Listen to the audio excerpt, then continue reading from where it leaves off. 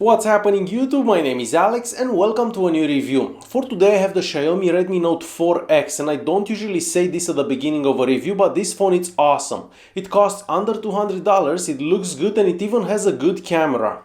Even though this looks identical to the Xiaomi Redmi Note 4, this one has a different CPU and the screen and the rear camera are much better.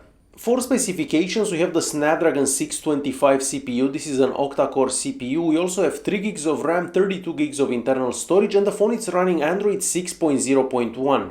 Like most Xiaomi devices today, this phone is made out of metal and glass, and even though this phone costs under $200, it feels extremely premium. So the back of the phone is made out of metal, but we have plastic at the top and at the bottom, basically wherever the phone has the antennas. Aside from that, we have a 13 megapixel camera, we have the dual tone flash, the fingerprint scanner and all the way at the bottom the Mi logo. The fingerprint scanner is accurate 10 out of 10 times and I have to say that this is one of the fastest fingerprint scanners that I've seen on any phone. So as soon as you touch the fingerprint scanner, the phone unlocks. So I was quite surprised to see how good a fingerprint scanner is on such a cheap device. On the right hand side of the phone we have the power button and the volume keys, and these ones are also made out of metal.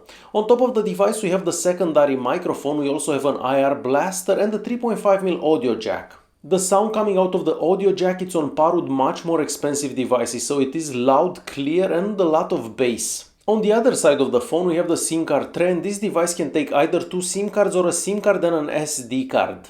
Unfortunately, the SD card cannot be used as internal storage, but you can still save pictures, music and other stuff on it. And lastly, at the bottom of the device we have a speaker, a microphone and a micro USB charging port. This device supports OTG, so you can connect any USB stick to it and the phone will be able to read whatever you have on that USB stick. And the phone takes about 2.5 hours to fully charge from 0 to 100. As for the speaker, even though it gets quite loud, it does sound a bit distorted at the maximum volume, but here's a sample how the speaker sounds.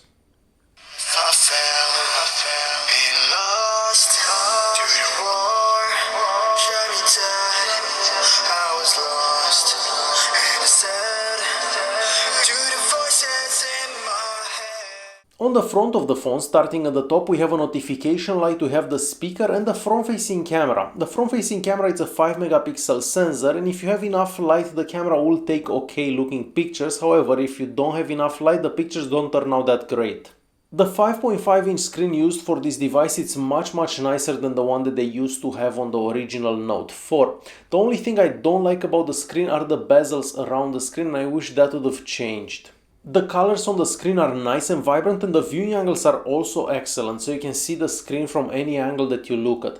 The screen also gets quite bright, so it is possible to actually use this phone outside.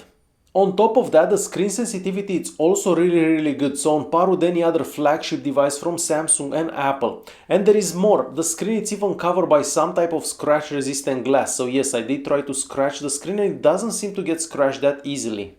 Performance-wise, the Snapdragon 625 that we have inside this device is not as fast as the MediaTek CPU that we had in the original Note 4, and that means that on the Antutu Benchmark and the Geekbench 4 we get somewhat lower scores. Even with the lower scores, the phone performs really well, so browsing, scrolling up, scrolling down, zooming in, zooming out works really well. On the YouTube app, all the videos go extremely smooth at a maximum resolution of 1080p, and you can play as many games as you want on this device because it works good with all the games that I tried. So even though we get lower scores on the Antutu Benchmark and the Geekbench 4, this phone gains something much more important, and that is battery life. So the battery life on the original Note 4 was not great, but on this device is exceptional. So I was able to get 2 full days of usage on this phone, and out of that 8 hours of screen on time. So the battery on this device is just exceptional. Another exceptional thing about this device is the GPS unit that we have inside it. The phone connects the satellites within a couple of seconds and using any navigation app works extremely well. As for sensors, we have all the sensors that you would find in a flagship Samsung device that costs $1,000, and keep in mind that this phone only costs $200. All the sensors that we have work extremely well as well. For connectivity, the phone has dual band Wi-Fi, Bluetooth and can connect to the 4G networks. Now keep in mind that you're gonna have to check the bands and see if they actually fit your carrier wherever you're located. The speeds that I got over Wi-Fi and over the 4G networks are extremely good. And on top of that, the call quality is also excellent, so the speaker on top here is quite loud and everyone was able to hear me properly. The Redmi Note 4X is using Android 6.0.1 with Xiaomi's own skin on top of it called MIUI 8. Personally, I'm not a big fan of Xiaomi's skin because it's quite heavy and it needs a lot of resources. Even like this, the phone is very fast and responsive and it doesn't slow down for anything. Like all other Xiaomi devices, it has access to a theme store and it is highly customizable, so you can basically change anything you want on the phone. The settings app is a bit different than your stock Android device, but it has a lot of features and options that you don't normally find on a stock Android device. Even though multitasking is not the best on Xiaomi devices, there are a few ways to actually make multitasking much better. On the original Note 4, the rear camera was not great, mostly in low light conditions, and I was actually expecting that it's gonna happen the same with this device.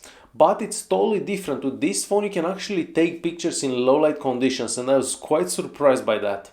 The camera app looks identical with all the camera apps that you've seen on past Xiaomi devices, so we do have a lot of options. We even have a manual mode in there, we have a lot of settings and a lot of modes and filters, so definitely a lot of options to choose from. Now the camera app is faster than most other Xiaomi devices that I tried, so as soon as you click that button it takes a picture. Of course, if you're taking HDR pictures it's gonna take a bit longer, but overall the camera app is extremely fast. As for picture quality, as I said before, I wasn't actually expecting that this phone is gonna do any better than the original Redmi Note 4, but I was wrong. So the pictures that you are looking at right now are actually taken with this device on auto mode and holding the phone in my hand. And I have to say that I was quite surprised about the quality of the pictures that I was able to get in low light conditions. So much better than a lot of other Xiaomi devices. As for pictures with a lot of light, like most other Xiaomi devices, there are no issues and the pictures do turn out quite nicely. And as I said before, all the pictures that you're looking at were taken on the auto mode and I haven't actually changed anything. So pretty good looking pictures for a phone that costs under $200.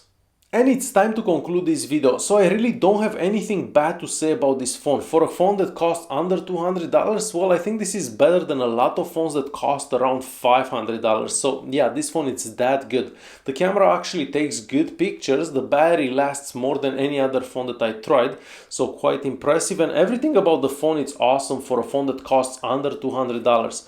So if you're looking for a phone that's cheap and good, this is probably the phone to get. Alright guys, hopefully you enjoyed this video. If you did like it, press that like button, don't forget to subscribe, and I'll see you in the next one. Thanks for watching.